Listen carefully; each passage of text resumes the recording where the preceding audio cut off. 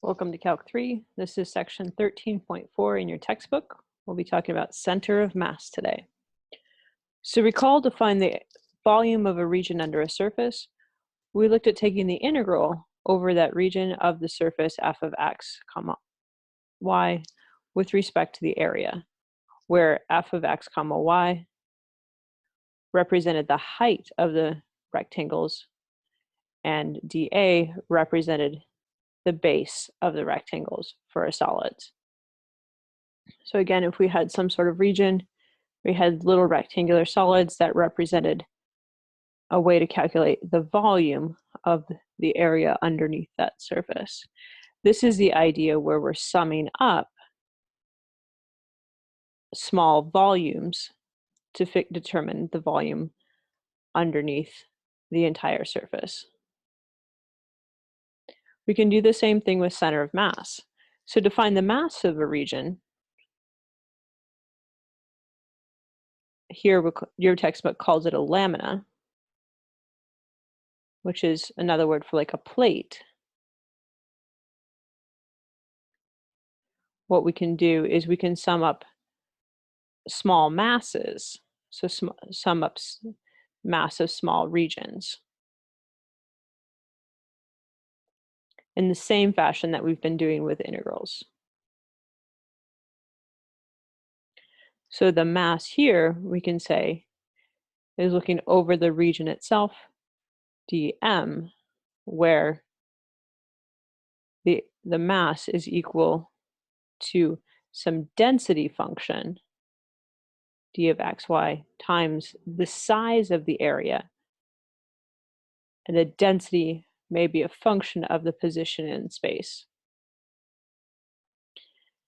So if I have density that is changing with where I am on the region, this can account for that. Here, delta is usually used for the density function. Delta is the funny d here.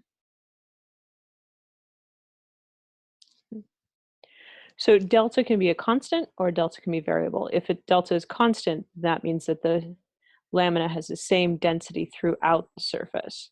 If delta is variable, it means that the density changes depending on where you are in the surface.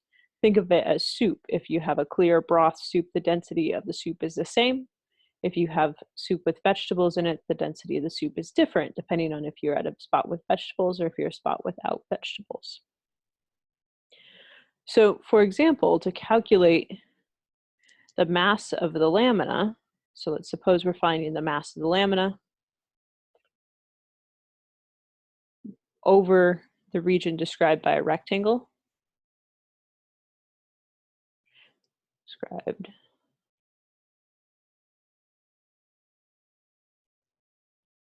with corners given by the points 1, -3, 1, 2, 7, 2, and 7, -3, and density function equal to x plus y squared. Here we see that the density function is not constant, and our region looks like a solid rectangle where we have the endpoints 1, -3 for one corner, 1, 2 for another corner, 7, 2, and 7, -3. So here our region is just, we can define this in terms of x and y. So x spans 1 to 7, and y spans the region -3 to 2. We can determine when we're shading our region to either draw our rectangles vertically or to draw them horizontally. It doesn't matter, so let's go ahead and draw our rectangles vertically first. This means we're integrating with respect to y first. If we draw our rectangles vertically, this means that we integrate with respect to y first. If we draw our rectangles horizontally, we integrate with respect to x first. So to calculate the mass, we set up our formula where we have mass is equal to the integration over the region So here we're calculating with respect to y first. The density function on the inside, dy dx. And from here, it's a simple integration. Recall that integrating with respect to y means that x is a constant. So for our inner function, we'll look at the innermost integral, -3 to 2 of x plus y squared dy. So we get xy plus 1/3 y cubed, evaluated from -3 to 2. So this gives us 2x plus 8/3 for our upper bound, and minus -3x minus 27/3 for our lower bound, which reduces to 5x plus 35/3 for our inner integral. Now for our outer integral, we substitute that result from the integral into our outer bounds. So we get 5x plus 35/3 dx. We integrate this with respect to x. There's no other variables in here, so this is a Calc 1 problem. So we get 5/2 x squared plus 35/3 x, evaluated from 1 to 7. And so plugging through this, we get 5/2 times 49 plus 35/3 times 7 minus 5/2 plus 35/3. And reducing this down, you should get 140. So the mass of this plate with this density function on this region is 140.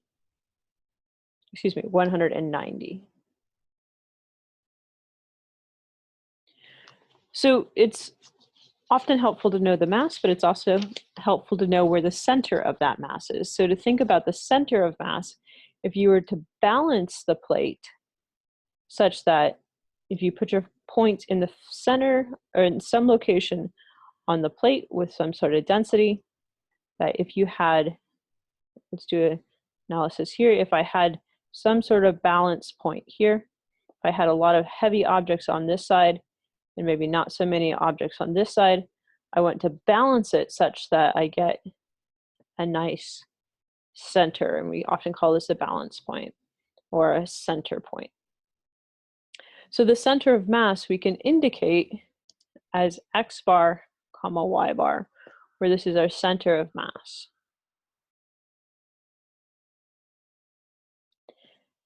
And here, x bar is equal to my, capital M sub y, divided by m, and y bar is equal to capital M sub x divided by m, where m sub y is the moment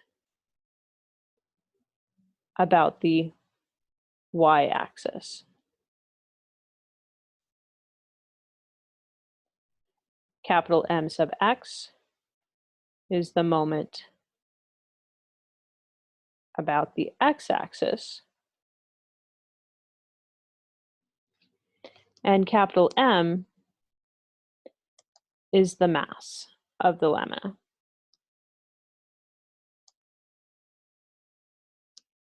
So if I'm looking for the center of mass, I need to know how much essentially is in the about the y-axis, so how much is fluctuating around the y-axis, how much is fluctuating around the x-axis, and essentially scaling that based on the mass. So in equation form, we have a nice theorem here. So our mass is given by m as the double integral over the region of our delta function, our density function, dA. Our moment about the x-axis,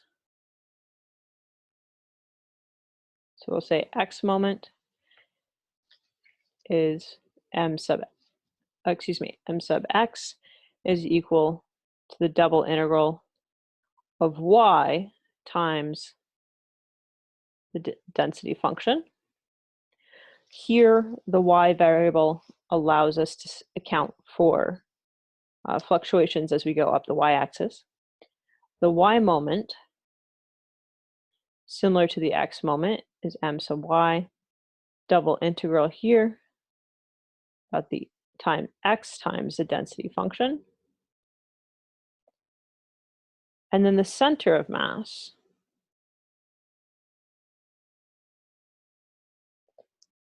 is x bar y bar is equal to m sub y over big M, m sub x over big M.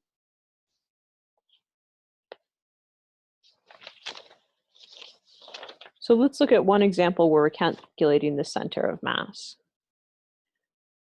So let's suppose that we have a triangular region where the triangle has boundaries of 0, 1, -1, 0, and 1, 0.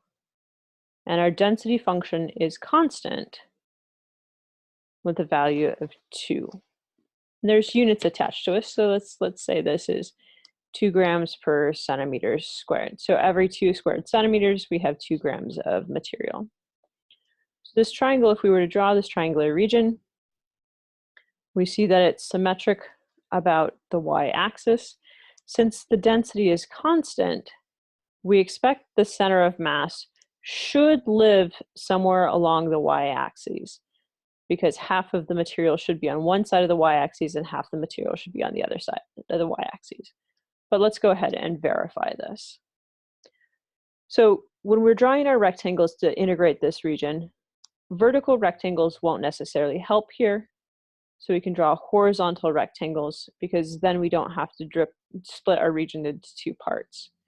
So here our y bounds go from 0 to 1. And if we find equations for these lines, these are straight lines in space. So these are just linear equations. So y equals mx plus b, easy to solve. This is y equals 1 minus x. And this is y equals 1 plus x. So if our y goes from 0 to 1, that means our x goes from y minus 1 to 1 minus y, rearranging our diagonal lines in terms of x. So then our mass equation looks like 0 to 1, y minus 1 to 1 minus y of the density function 2 dx dy. Note that we're integrating with respect to x first because x is a function of y. We could choose to integrate with respect to y if we had changed our bounds and did a different integration formula. So our inner function here, y minus 1, 1 minus y of 2 dx.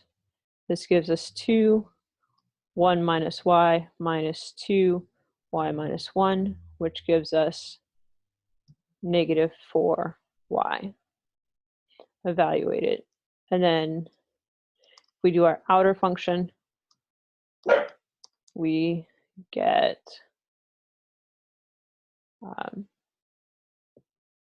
negative 4y, the integral of from 0 to 1, negative 4y dy.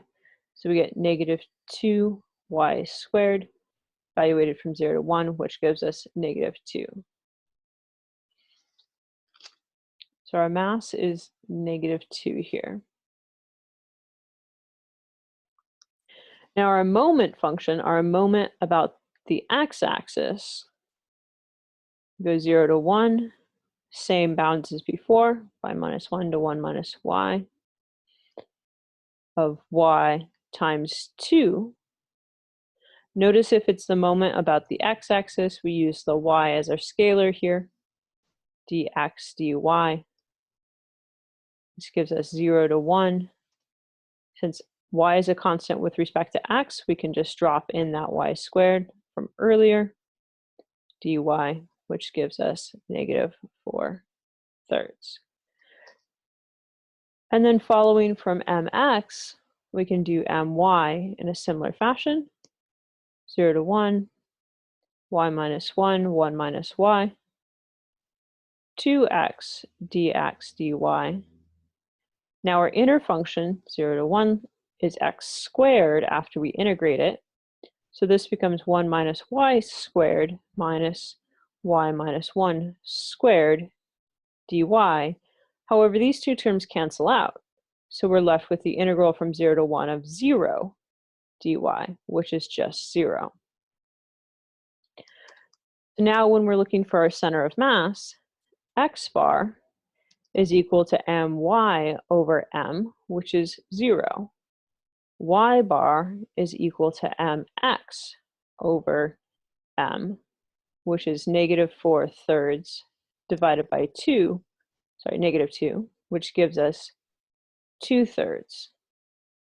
So if we look at the point 0, 2/3 as on our graph, 0, 2/3 looks like, if we draw our graph down here again, this is our triangle, 0, 2/3 looks to be roughly about here. This seems to make sense as a center of mass. It should be symmetric about the origin, and it should be a little bit higher up. So this conceptually checks out. I'll be posting another video with another detailed example about center of mass. So please stay tuned. If you have any questions, as always, feel free to let me know.